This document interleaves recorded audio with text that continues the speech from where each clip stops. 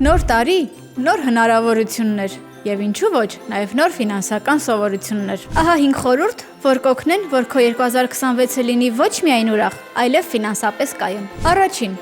սահմանիր կոնկրետ նպատակներ։ Որոշիր ինչի համար ես խնայելու։ Ճանապարհորդություն, տուն կամ ներդրում։ Հստակ նպատակը հեշտացնում է խնայելը։ Երկրորդ.